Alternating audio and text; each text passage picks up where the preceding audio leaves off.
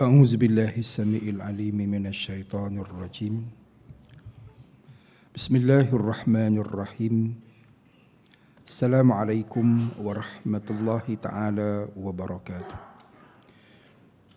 الحمد لله رب العالمين والعاقبة للمتقين ولا عدوان إلا على الظالمين والصلاة والسلام على رسوله الأمين وعلى آله وصحبه أجمعين سبحانك لا علم لنا إلا ما علمتنا إنك أنت العليم الحكيم ولا حول ولا قوة إلا بالله العلي العظيم قال رب اشرح لي صدري ويسر لي أمري واحلل عقدة من لساني يفقهوا قولي نحمده ونستعينه ونستهديه ونستغفره ونعوذ بالله من شرور أنفسنا ومن سيئات أعمالنا من يهده الله فلا مضل له ومن يضلله فلا هادي له والصلاة والسلام على رسول الله وعلى آله ومن والاه أمسينا على فطرة الإسلام وكلمة الإخلاص وعلى دين نبينا محمد صلى الله عليه وسلم وعلى ملة أبينا إبراهيم حنيفا وما كان من المشركين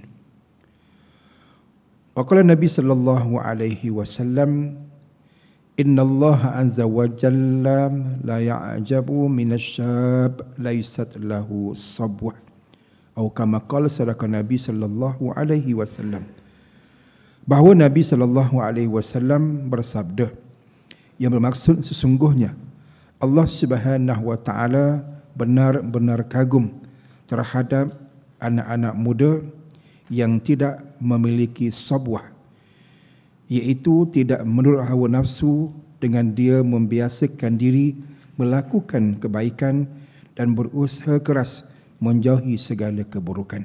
Sedangkan Nabi sallallahu alaihi wasallam. Yang saya muliakan Al-Fadhil Tuan Pengerusi Surau Ad-Diniyah dan juga Pusat Tahfiz Ad-Diniyah bersama seluruh jawatankuasa pengurusan dan juga pengimarahan kedua-dua entiti yang menjulang nilai dan syiar Islam di Taman BBS Pasar 2A ini.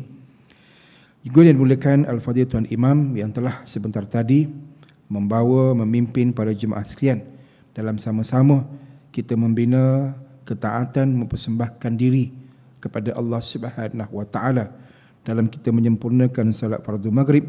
Mudah-mudahan Allah Subhanahu wa taala menerima penyerahan diri kita itu sebagai sebaik-baik ibadah, insya-Allah. Juga seterusnya para jemaah kaum muslimin dan muslimah, juga anak-anak tahfiz yang mudah-mudahan semuanya berada dalam kondisi sihat wal afiat pada jasad fizikal masing-masing, yang akan dengan itu berpanjangan kepada kesihatan rohani yang terbaik, yang bakal menyuburkan lagi iman dan takwa yang sedia subur dalam jiwa masing-masing, insya-Allah. Alhamdulillah, alhamdulillah, syukur sebesar-besar syukur saya persembahkan kepada Allah Ta'ala atas kesempatan yang Allah izinkan untuk saya dapat bersama dengan para jemaah sekalian pada malam ini dalam menunaikan tanggungjawab yang diamanahkan kepada saya memimpin kuliah maghrib secara bulanan yang berjadual untuk saya pada setiap Ahad yang ketiga pada setiap bulan. Mudah-mudahan pertemuan kita pada malam ini menjadi pertemuan yang diberkati oleh Allah Subhanahu wa taala, yang akan menatijahkan segala kebaikan, rahmat Allah Taala, maghfirah Allah Subhanahu wa taala, juga redha Allah Subhanahu wa taala buat kita semua, insya-Allah. Para jemaah yang Allah Ta'ala muliakan sekalian, berbicara dalam pertemuan malam ini saya mulakan dahulu dengan seketika mengajak diri saya dan para jemaah yang hadir pada malam ini, kita sama-sama merenung kembali hadis yang saya bawakan tadi. Nabi SAW menyebut bagaimana Allah Subhanahu wa taala kagum. Allah Subhanahu wa taala itu teruja dengan anak-anak muda yang pada mereka itu tidak ada satu sikap yang dinamakan sebagai sabwah. Jadi perkara ini saya lontarkan, bicarakan dalam pertemuan ini untuk sama-sama kita ambil suatu suatu ketetapan, pegangan, rasa seronok dan sebagainya, sebab kita dipersembahkan dengan anak-anak muda yang hebat, para pelajar tahfiz adiniyah sekalian. Sebuah itu sesuatu yang tidak elok, tapi Allah puji anak-anak muda yang pada mereka tidak ada sebuah.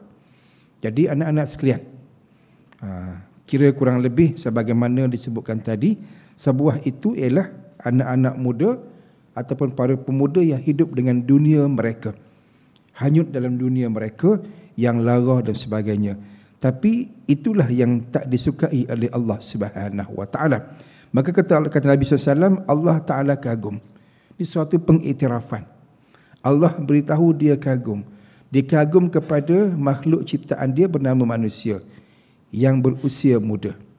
Tuan-tuan, para jemaah sekian, anak-anak sekian, kalau seorang ibu atau seorang bapa menyatakan kekaguman kepada anak dia, dia seronok anak dia hebat, dia bangga anak dia hebat, apa rasa anak berkenaan?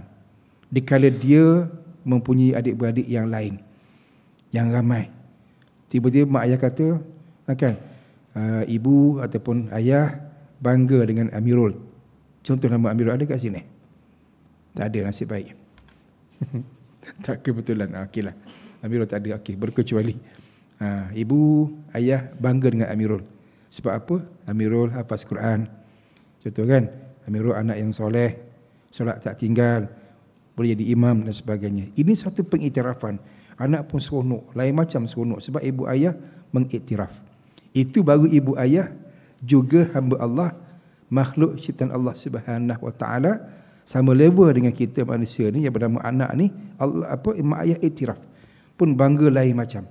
Sekarang ni kata Nabi SAW, Allah Taala yang ciptakan manusia, yang buat alam seluruhnya ini, menyatakan rasa kagum kepada para pemuda yang tiada pada mereka sebuah. Kurang lebih anak-anak sekian saya nak sebut bahawa anak-anak insya-Allah Taala mewakili kelompok yang macam tu, kelompok yang Allah muliakan, yang Allah kagum.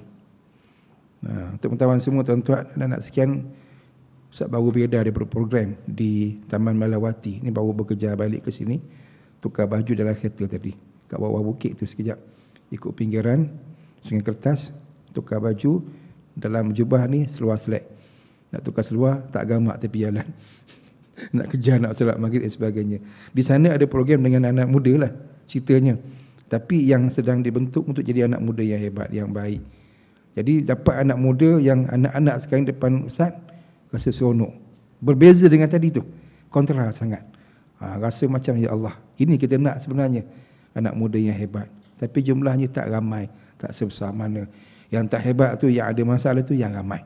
Jadi yang inilah kita nak jaga, sebab inilah yang sebenarnya suatu kelompok yang akan membawa penerusan kepada suatu ikhtiar, satu usaha untuk membangkitkan agama Allah, cara hidup Islam yang sebenar dalam masyarakat dan segalanya. Maka anak-anak teruskan ikhtiar usaha menjadi anak-anak muda yang hebat, yang Allah muliakan, hafaz Quran berterusan sampai khatam, sampai syahadah. Lagi lama lagi dimuliakan oleh Allah Ta'ala, dan kemuliaan itu insya-Allah Ta'ala sampai tempiasnya kepada ibu ayah. Gitulah. Jadi ini anak-anak yang insya-Allah Ta'ala memberikan manfaat kepada banyak pihak. Ibu ayah, anak-anak sekalian, juga warga Taman BBS Pasar 2A insya-Allah yang tumpang tuah dan juga kebaikan yang ada pada anak-anak sekian. Dan kita harapkan insya-Allah Ta'ala anak-anak yang lain pun akan sama-sama mengambil semangat untuk menjadi anak-anak muda yang diiktiraf kebaikannya, kemuliaannya oleh Allah Subhanahu wa taala, insya-Allah. Begitulah. Maka nak sebutkan di hujung dalam mukadimah ini bahawa jangan rasa jemu, jangan rasa payah, walaupun mungkin berdepan dengan banyak kepayahan, nak menghafal Quran, nak jadi orang yang baik, mujahadahnya besar, tinggalkan segala perkara yang lara, tidak ada handphone dalam tak ada handphone dalam suasana di tahfiz adiniyah ini, belajar, mengaji sepanjang masa, baca Quran sepanjang masa.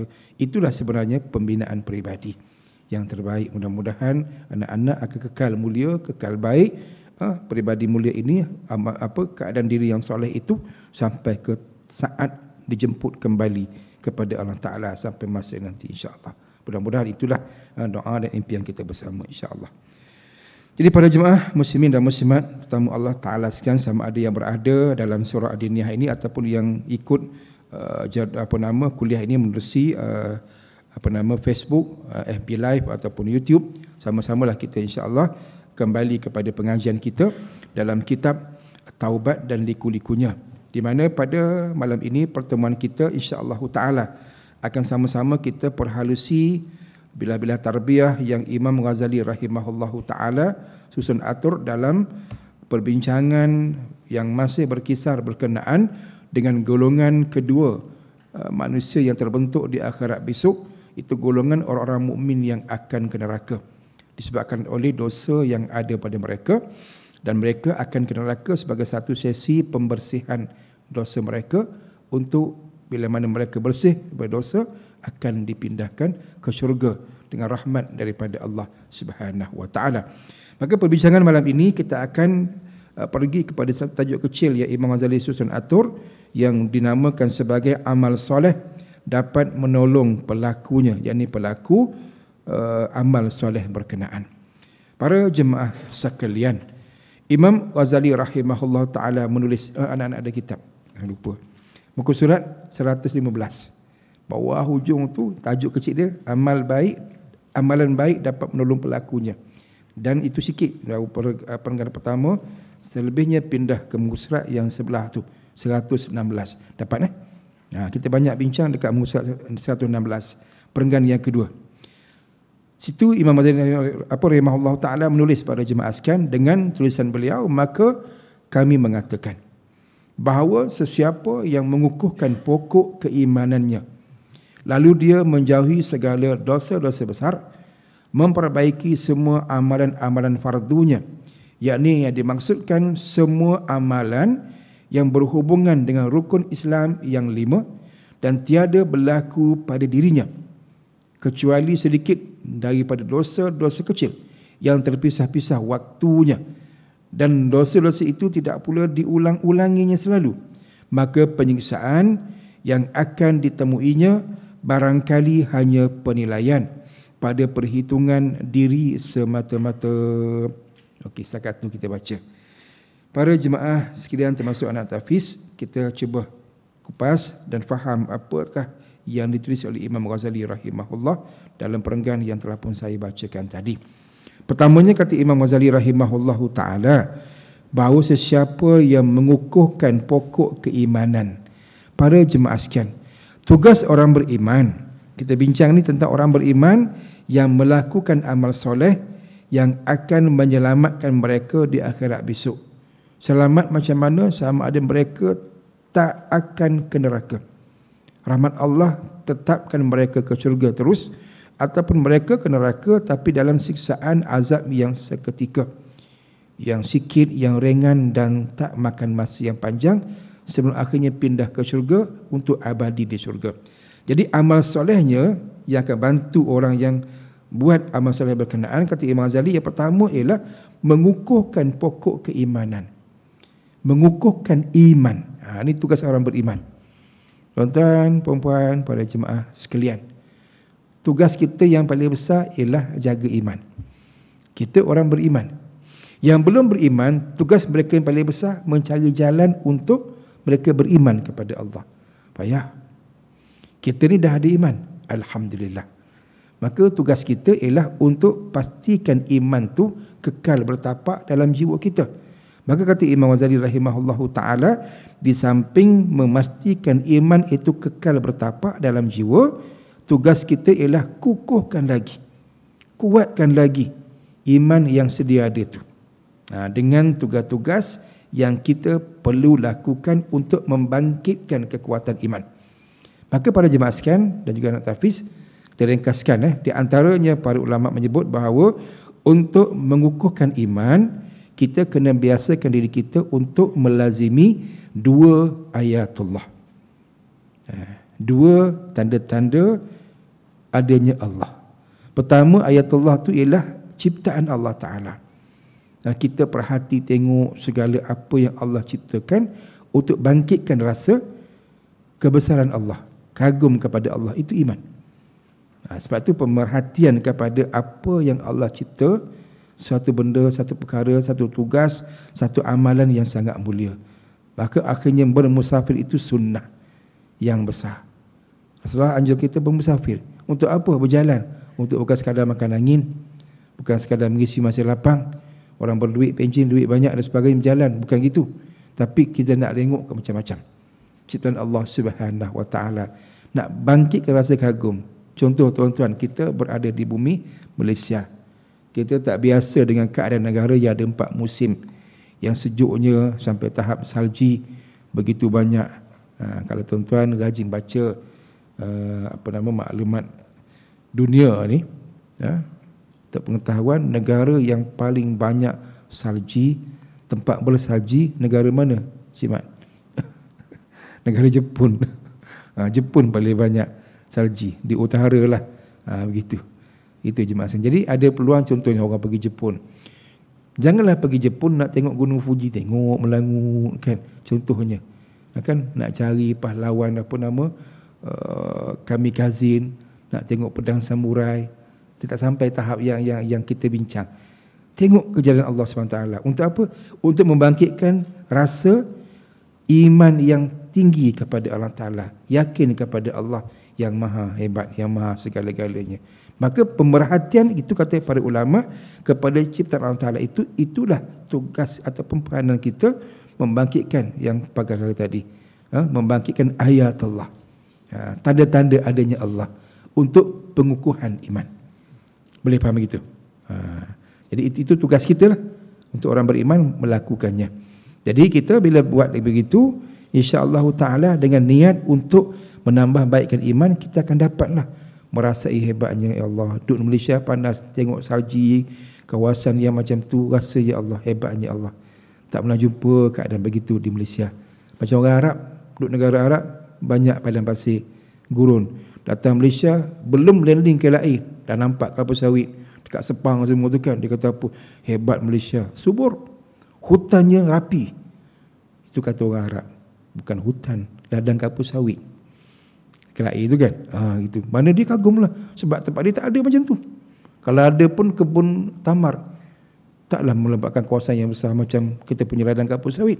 Jadi akhirnya dia rasa kagum, hebat dia kata, ciptaan Allah Subhanahu Wa Taala. Maka kita nak macam tu.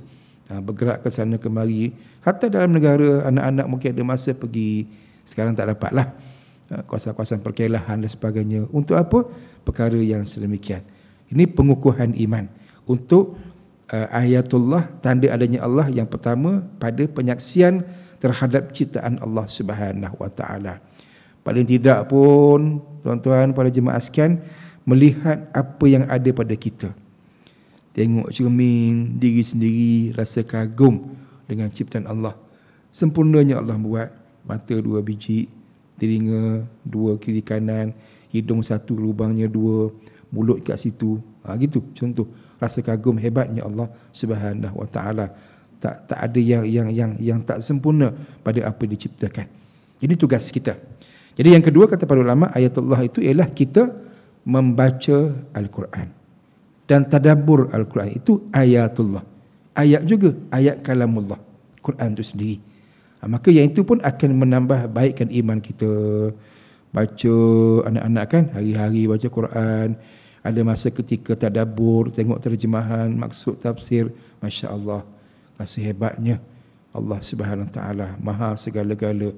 Okey, jadi itu perkara yang Imam Ghazali kata apa? Yang kita lakukan demi untuk pengukuhan iman. Maka orang beriman untuk selamat di akhirat besok, perkara ini perlu diagendakan, masuk dalam sistem hidup kita. Ada ketika ada masa kukuhkan iman dengan cara begitu. Ulang balik baca Quran, tengok ciptaan Allah Ta'ala dan segala yang berkaitan dengannya. Itu yang pertama. Yang kedua, kata Imam Ghazali rahimahullahu ta'ala, tugas orang beriman untuk selamat di akhirat besok ialah dia berikhtiar menjauhi segala dosa-dosa besar.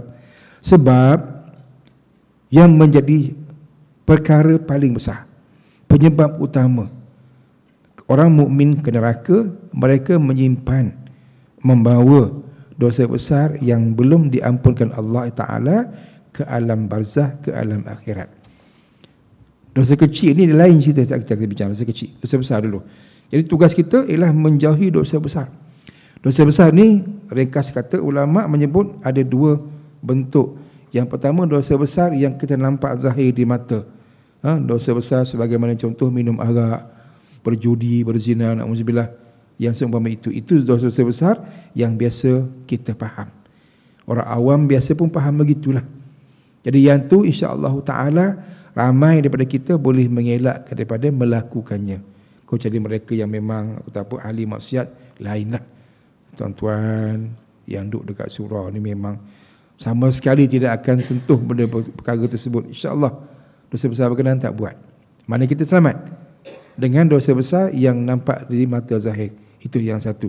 Yang kedua, jemaah sekalian, dosa besar yang tak nampak di mata zahir tapi mata hati nampak. Orang beriman yang beramal soleh dia tahu. Apa dia? Dosa yang banyak berpangkal dari hati. Yang ni tugas kita yang paling besar. Nak kena hindarkan yang tu, nak mengelakkan yang tu. Apa dosa tu? Yang paling besar sekali ialah riak. Disebut sebagai syirik khafi. Syirik yang tersembunyi. Menyekutukan Allah dalam ibadah kepada Allah. Dah solat, dah dirikan solat, tapi dalam solat ada niat lain. Riak. Apa dia riak, anak-anak? Nak menunjuk, mengada-ngada, gitu. Nak tunjuk ke orang lain. Kita solat bagus, solat kita banyak, bacaan kita dalam solat hebat, jadi imam sebagainya. Itu riak, contoh riak. Jadi riak ni ialah dosa besar. Dosa besar yang berlaku dalam ibadah. Ingat mudah nak elak pada jemaah sekalian. Payah. Jadi yang ni kita kena kata Imam Ghazali, kena cuba hindarkan. Jangan berlaku sedemikian. Lagi apa lagi? Ujub. Kagum dengan diri sendiri. Syok sendiri. Tu ujub. Apa lagi? Hasad, dengki. Apa lagi? Keluar lagi. Dia jadi apa? Antaranya cuba mencari dan mendedahkan aib orang lain. Na'udzubillah. Allah sebut bab ni pada jemaah sekalian, rasa rimas lah hari ni.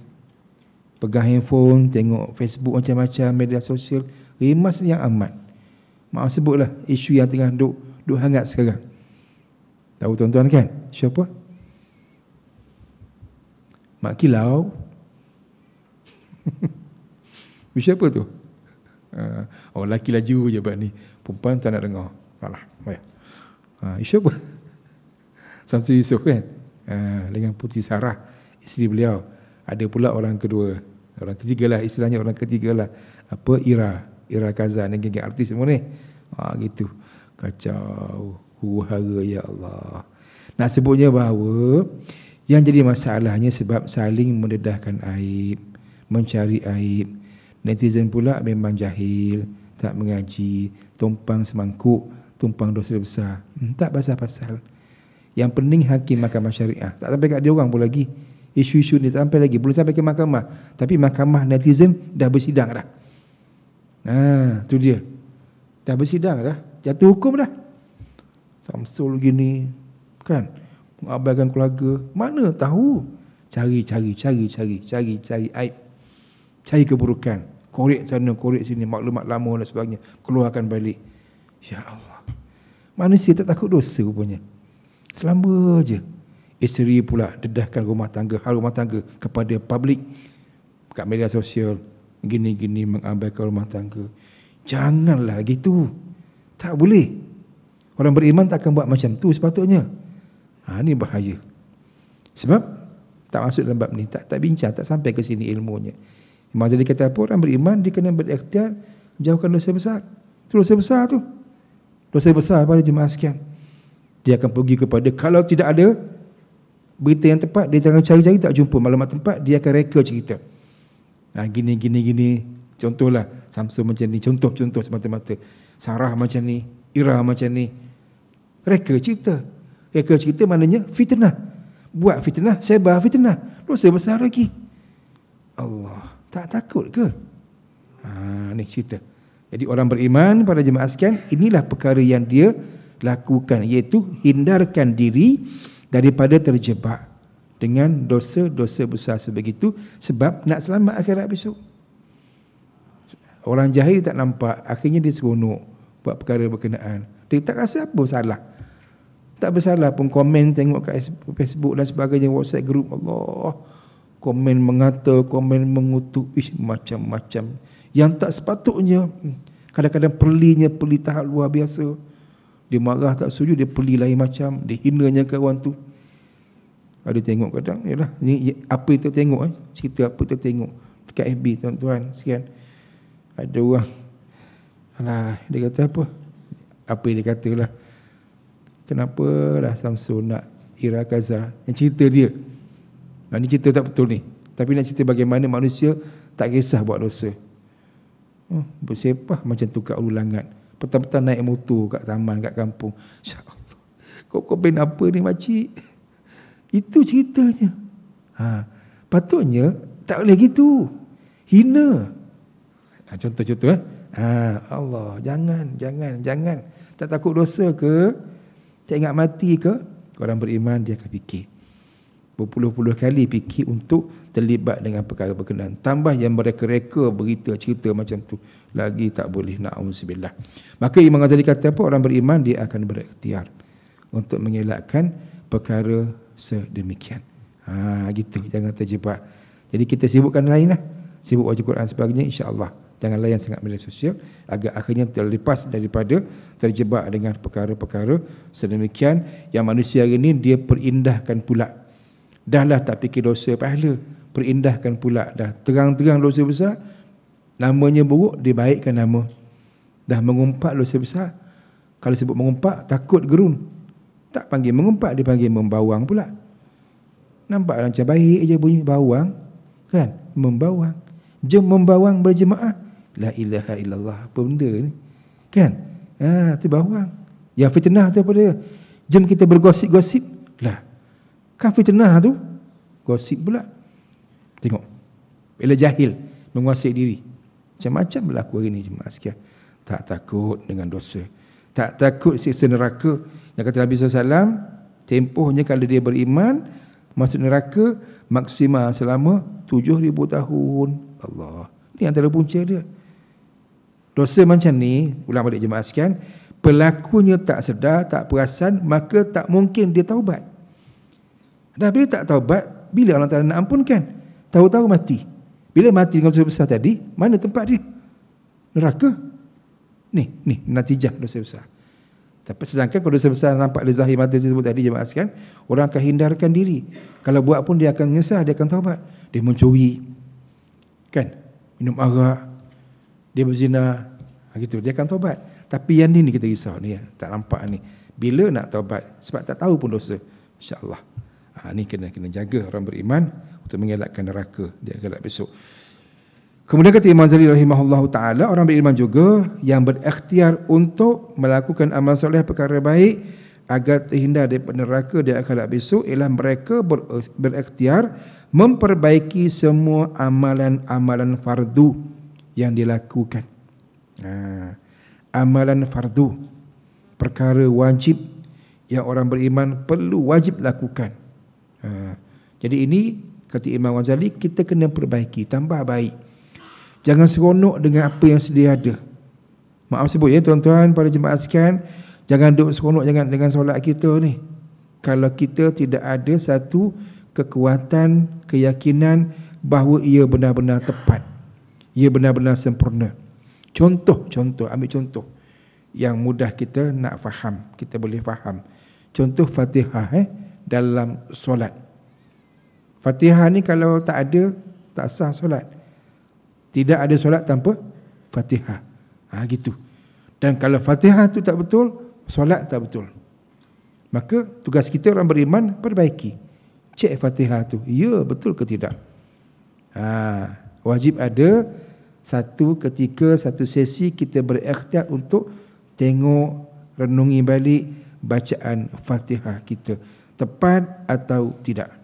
Takut salah, takut kita bawa bacaan Fatihah kita yang kita boleh baca semata-mata itu yang dibawa daripada zaman sekolah rendah, sekolah kafar dulu, sampai sekarang dah pencet. Lama tak? Lama. Pernah cek tak Fatihah kita betul salah? Tak pernah. Oh, bahaya. Bukan apa, takut berlarutan berpanjangan 40, 50 tahun dalam keadaan solat tidak sah. Pasal apa? Fatihah tak sah. Kena fikir. Orang tak akan tanya kita. Kita tanya diri sendiri. Betul tak solat kita ni? Sah tak Fatihah kita? Allah. Ni. Jadi tugas orang beriman dia kena macam tu. Cek, tengok balik. Tahsin Fatihah. Takut jadi satu penyesalan besok. Sebab tak nak fikir pasal ibadah, tak nak kaji ibadah sendiri, akhirnya menyesal bila dah mati besok. Nak patah balik tak boleh dah. Ini para jemaah sekalian. Ataupun antara lain rukun-rukun fi'li. Tadi rukun qauli Fatihah ni rukun qauli, rukun percakapan, pertuturan. Rukun fi'li, rukun perbuatan. Contoh yang nampak di zahir mata kita, apa dia para jemaah sekalian? Rukun qauli, rukun fi'li yang seringkali berlaku kesilapan. Apa dia anak-anak? Yang mudah nampak, rukun yang menyebabkan terbatal salat, yang tak di benar-benar sempurnakan. Apa dia agak-agak? Tahu? I'tidal. Perasan tak i'tidal? Rukuk, tahu rukuk? Bangkit daripada rukuk, berdiri tegak, qiyam, kemudian sujud. Antara rukuk dengan sujud itu berdiri tegak namanya i'tidal. Kan? Waktu itu kadang-kadang ada orang yang solat dalam keadaan i'tidal tak betul, tak sah. Tangan dia tak berhenti. I'tidal ni kena berhenti. Berhenti sebentar. Tegak, berhenti tegak. Sami Allah liman hamidah. Tu ada doa tu. Rabbana walakal hamd. Doa tu untuk apa? Duk diam baca doa. Kadang-kadang ada yang tak macam tu. Dia bangkit daripada rukuk, sami Allahu liman hamidah. Kan? Sambil baca doa tu tangan bergerak. Tak berhenti, dalam keadaan tak berhenti terus ke bawah untuk sujud. Takut duduk macam tu selama-lama ni. Subuh macam tu, zuhur je tu, asar macam tu, maghrib macam tu, isyak pun gitu. Berapa lama? 40 tahun. Habis solat tu macam mana? Allahualam. Tak sah. Ini yang tugas kita. Tugas kita, kata Imam Ghazali rahimahullahu ta'ala, untuk selamat di akhirat besok. Jangan harap orang tegur kita, tak boleh. Orang tak tahu. Satu. Yang kedua, sikap orang kita ni kadang segan nak tegur orang. Takut orang salah faham. Nampak dah nak tegur, berkira, biar dulu. Lama-lama terbiar gitu je. Kita yang buat silap pun tak tahu silap kat mana. Orang tak tegur. Maka tugas kita lah yang cuba nilai ibadat kita. Mana silap? Kalau ada silap, tak ada silap, tahniahlah, alhamdulillah. Kalau ada silap, kita kena baiki. Sebab kita tak nak besok kerugian di akhirat. Begitu pada jemaah sekalian. Nombor 3. Kemudian yang keempat, kata Imam Ghazali rahimahullahu ta'ala, orang beriman ialah berikhtiar untuk meminimumkan dosa-dosa kecil. Dosa besar dah sebut tadi, kita hindarkan, jangan buat. Sebab dosa besar ni proses untuk kita mohon keampunan daripada Allah Ta'ala, dia spesifik, dia lebih apa? Lebih rumit sedikit. Kena buat taubat nasuha, solat sunat taubat, berteleku di sejadah, merintih depan Allah Ta'ala, minta Allah Ta'ala maafkan. Dosa kecil Allah tawarkan jalan penyelesaian yang mudah. Antaranya kita ambil wuduk sebagai contoh, dosa akan gugur. Ambil wuduk kan bahagian muka, kemudian bahagian tangan, contoh kepala, kaki, gugur bersama dengan wuduk kita. Kemudian kalau kita melangkah ke rumah Allah, gugur dosa. Datang ke surau, balik semula ke rumah, gugur dosa. Duduk dalam surau macam ni dengan kuliah kan, dan berlamaan di rumah Allah, gugur dosa, insya-Allah. Allah akan maafkan dosa kecil kita. Itu mudah je mak sekian. Mudah untuk kita rasa lega, selamat kalau kita dah buat perkara-perkara tadi. Dah terbiasa ke rumah Allah, insya-Allah dapat manfaat yang banyak. Maka kata Imam Ghazali rahimahullahu taala, kena ikhtiarkan supaya dosa kecil berkenaan tidak bertambah. Minimumkan dia. Jadi tugas kita antaranya kalau begitu, kenal pasti apakah dosa-dosa kecil. Mengaji sikit. Tahu dosa itu apa dia. untuk kita boleh elakkan daripada melakukannya. Dan kalau kita tersalah laku dosa berkenaan, segera minta ampun daripada Allah Subhanahu taala. Insya-Allah kita akan selamat di akhirat besok. Begitu kata Imam Ghazali rahimahullahu taala. Maka para jemaah sekalian, atas perkara berkenaan kata Imam Ghazali rahimahullahu taala, yang kita buat itu kita kena sempurnakan ia bagi dia jadi lengkap dan juga kekal. Pindah ke sebelah anak-anak dalam kitab tu muka surat 117. Apa dia di situ? Ceritanya adalah bagaimana, saya ringkaskan bahawa ibadah yang kita lakukan itu hendaklah diikat dengan sifat istiqamah. Nak buat baik yang tadi tu, yang 4 jenis amal soleh tu untuk hindarkan benda neraka di akhirat besok, dah satu hal. Nak buatnya payah, nak mula buat, dah boleh buat, alhamdulillah, tahniah. Okey. Kemudian yang kita risau ialah kita kalau tak mampu nak istiqamah, konsisten, berterusan sampai kita kembali kepada Allah. Maka tugas kita juga ialah untuk ikhtiarkan istiqamah dalam amal-amal soleh kita, biar boleh buat sepanjang masa.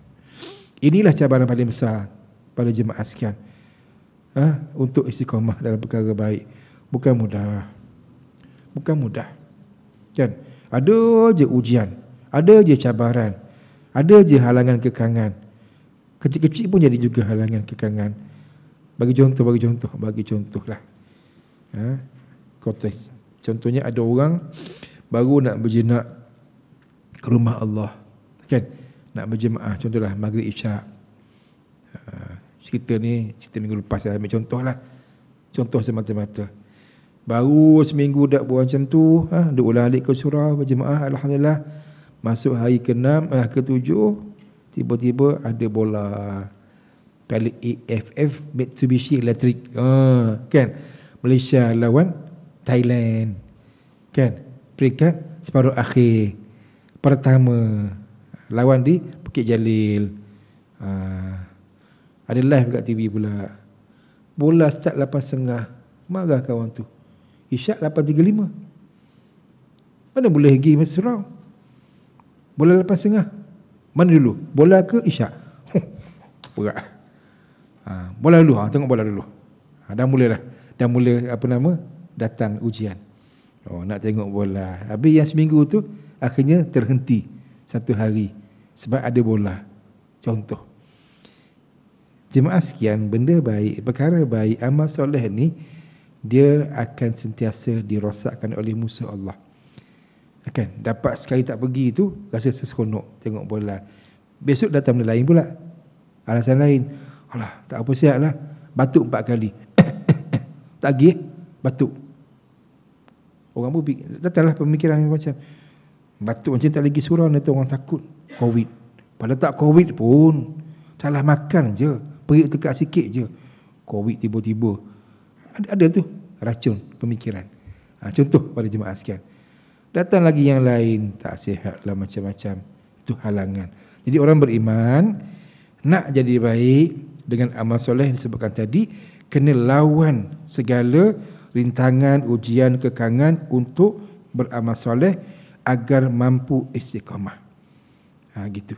Yang kedua saya nak sebut pada jemaah sekalian, dalam melakukan amal soleh yang diikat dengan istiqamah tadi, kita kena ikhtiar bantu sahabat-sahabat kita. Yang nak buat baik ni, yang nak buat amal soleh secara konsisten, istiqamah ni. Contoh, jangan terjebak dengan perbuatan yang silap terhadap orang yang nak jadi baik. Kadang-kadang berlaku setengah-setengah tempat tuan-tuan sekian, ada sahabat kita dah jadi baik, alhamdulillah, dah mula bertandang ke surau, alhamdulillah, nampak dah datang sebulan dah, alhamdulillah. Tiba-tiba takdirnya dia tak datang seminggu, kan? Janganlah pula kita buat nakal, hilang seminggu, dia tak sihat kot. Contohnya kan, minggu ke berikutnya datang, tiba nampak dia, kau seminggu tak ada, yang akan dah mati. Sentap kawan tu. Tegur macam tu tak boleh. Contohnya kan, kawan baru nak berjenak, dia nak istiqamah ni, kita pula kadang sambut dia dengan cara macam tu, bagi buah paku bagi bunuh terus, take over terus. Yang kan dah mati tak ada seminggu.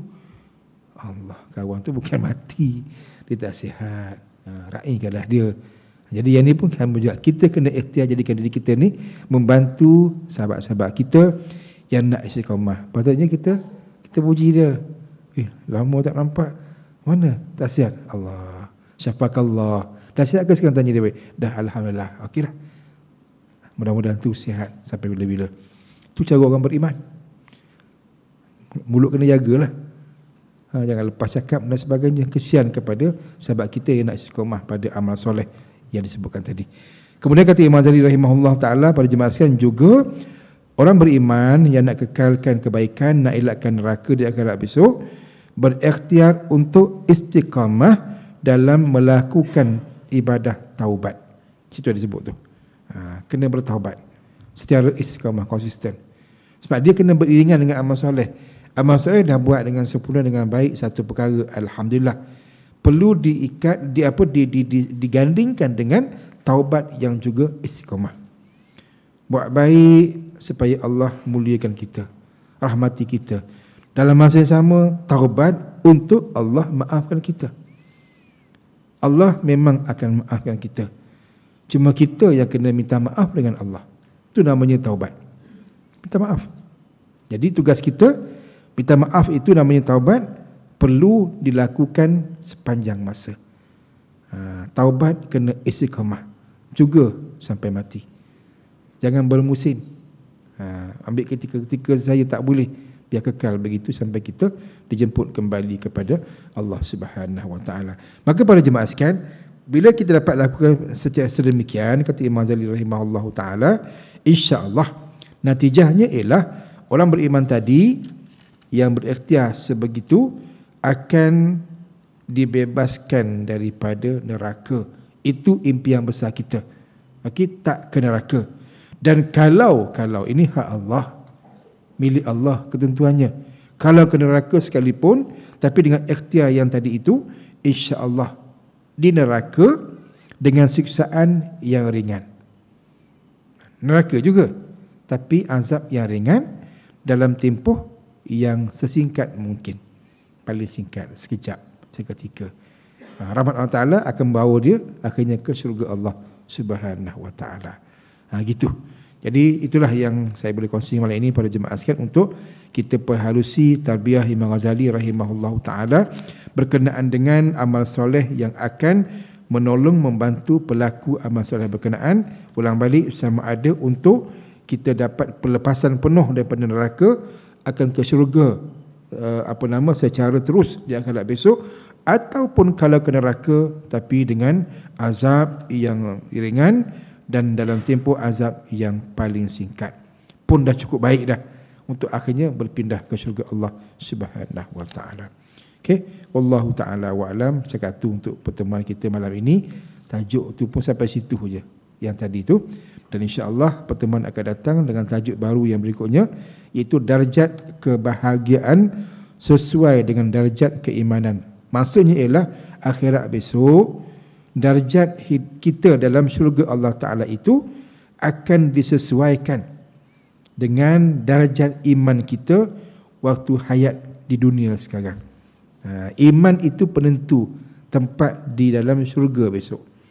Orang beriman kan akan ke syurga, walaupun sebelumnya ke neraka dulu untuk hapuskan dosa. Dan bila masuk syurga itu, kata Imam Ghazali, tempat di mana? Tempatnya bergantung kepada iman kita. Kita ni dalam syurga, kata para ulama, dalam syurga nikmat yang paling besar apa tuan-tuan sekalian? Nikmat paling besar dalam syurga. Syurga pun ada nikmat dah. Nikmat paling besar dalam syurga apa dia? Dapat melihat wajah Rasulullah SAW. Dapat jumpa Rasulullah. Jadi dapat jumpa Rasulullah ni kat mana? Tentulah dalam tempat yang paling mulia, makam paling tinggi dalam syurga Allah Subhanahu Wa Taala. Pinggir-pinggir tak adalah tempat yang paling mulia. Jadi kita naklah macam tu. Jadi ikhtiarnya sekarang waktu hidup dengan membina iman, biar menjadi iman yang terbaik, insya-Allah. Mudah-mudahan Allah Subhanahu Wa Taala bantu kita untuk mencapai tahap iman yang terbaik. Perbincangan akan dibawa dalam pertemuan kita yang akan datang pada bulan Februari nanti insya-Allah. Wallahu taala wa'lam. Terima kasih banyak-banyak pada jemaah muslimin, muslimat termasuk anak tahfiz sekian yang sudi bersama-sama sampai ke akhir. Mohon berbanyak-banyak maaf rasa hari ini rasa macam bukan macam sungguh-sungguh tak bermaya sikit, penat. Rasa macam macam hilang upaya. Bukan hilang upaya OKU dah, hilang tenaga. Bercakap tapi macam lemah, penat yang tak dapat disorok lah. Jadi kalau terperasan macam kurang sempurna, kurang semangat, mohon maaf banyak-banyak lah. Benda tak dapat dielakkan. Jasad macam itulah, bila ada komitmen dia akan menjadi kesan kepadanya. Semangat tak mampu untuk melindungi kelemahan yang ada pada jasad dengan sebab kepenatan dan sebagainya. Apapun, mudah-mudahan Allah Ta'ala terima ikhtiar kita bersama pada malam ini untuk memahami ilmu yang dia sampaikan kepada kita menerusi hambanya yang mulia Imam Ghazali rahimahullah Ta'ala yang menulis dalam kitab Taubat dan Liku-likunya, yang kita sama-sama perhalusi bahan yang ada dalamnya ini. InsyaAllah mudah-mudahan kita bertemu lagi pada kesempatan bulan hadapan. Mohon maaf banyak-banyak yang baik daripada Allah Ta'ala, yang lemah, yang silap kelemahan saya, mohon berbanyak maaf. InsyaAllah tuan-tuan kita semua diberkati oleh Allah Subhanahu wa Ta'ala. InsyaAllah. Auzubillahi samil alimi minasyaitonir rajim. Bismillahirrahmanirrahim.